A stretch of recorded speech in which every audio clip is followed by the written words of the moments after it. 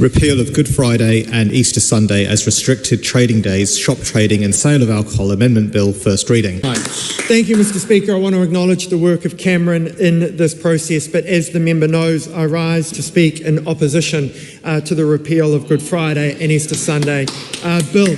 Mr. Speaker, very quickly, there are a few things I wish to touch on. Firstly, localism. If this House truly believes in the concept of localism, what is the problem we're trying to solve?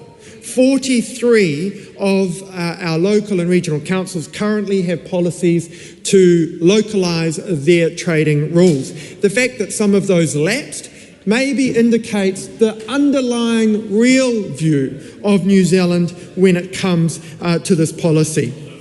Secondly, employee rights, Mr. Speaker.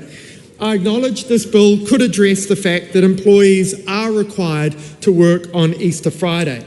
This bill would mean that they could choose not to work on Easter Friday and Easter Sunday. However, the cost of that, Mr. Speaker, is removing the significance of these 2 days. And I feel that this is then simply a slippery slope to Christmas and Easter. I remain very sceptical that employee protections provide real-world protection. They are good in theory, but in this case, questionable in practice. The inconsistency of the argument, Mr. Speaker, related to Anzac and Christmas Day, by allowing this bill to proceed, in my view, is a step towards those two things happening. Whether you are of the Christian faith or not, Easter has a special place in New Zealand's history, and this should be maintained. The online argument is also just not solid, Mr. Speaker. Taking this to conclusion would require every retail store to open 24/7, 365 days a year. Mr. Speaker, it's an absolutionist argument that does not hold. My colleague Carlos Chung asked me to mention the concern regarding alcohol harm. Ultimately, the underlying intent is the recognition of these 2 days in our national calendar and the history that this has. This can't be ignored when considering alcohol sales on Easter Friday and Easter Sunday. I do not commend this bill to the House. Speaker. In reply, Cameron Luxton, can I indicate there will be a vote at the conclusion of the speech? Thank you, Mr. Cameron Speaker, Luxton. and I'm going to try and make my reply brief so that members can get their conscience recorded and get off and enjoy the summer holidays. Briefly going quickly through it, Camilla Bellich, I deeply appreciated being able to engage with Camilla in the process. I think that I did actually make a lot of overtures to the Labour Party as a whole and specific members in the Labour Party. So it's unfortunate that Rachel Boyack either didn't receive that message or didn't reach back out with her concerns, because I would have liked to engage with her. But showing that the rules weren't followed, I think my colleague over here, Greg Fleming, who gave a great speech about the way he's changed and evolved his thinking on this, shows that as lawmakers, we should be respecting the law, not just saying that, okay, someone's ignored the law, therefore the entire concept of governing through law is void. The question about not having time and a half on Saturday that Rachel Boyack also brought up, that is something that can be negotiated, but there will be time and a half pay on Good Friday, which is what my bill is seeking to change. It doesn't change Easter Sunday, which is currently the case.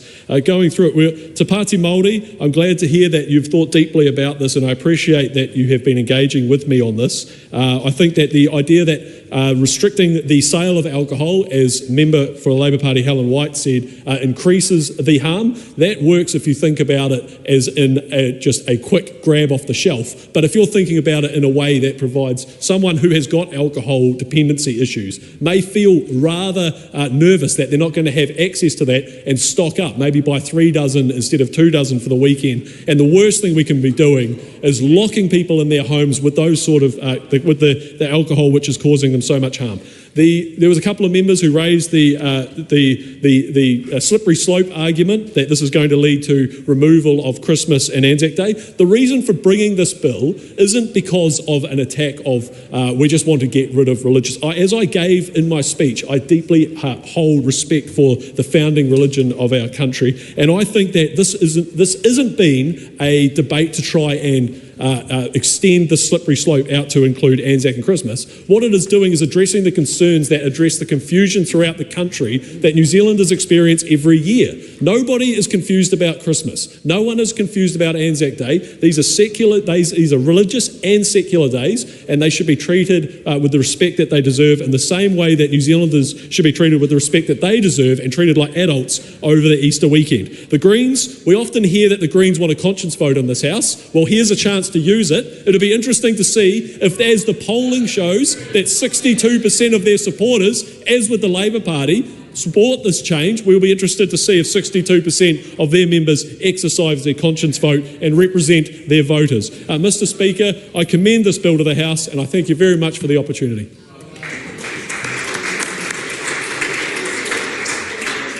I've determined that the subject of this vote will be treated as a conscience issue. In this case, I know there are members who want a personal vote, and I am prepared to accept one. This is the process we're going to follow. I'm going to put the question, I'm going to announce the result. At this stage, any member can ask for a personal vote. The question is that the motion be agreed to. Those of that opinion will say aye. Aye. To the contrary, no. The ayes have it. A personal vote is called for. A personal vote will be held. Ring the bells.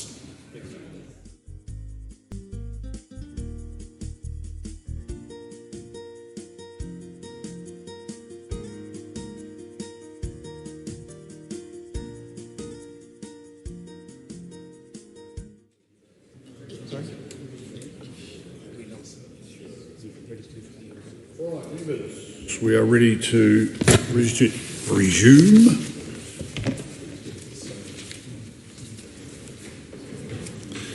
The ayes are 49, the noes are 74, there are no abstentions. The question is not agreed. Unlock the doors. Unlock the doors.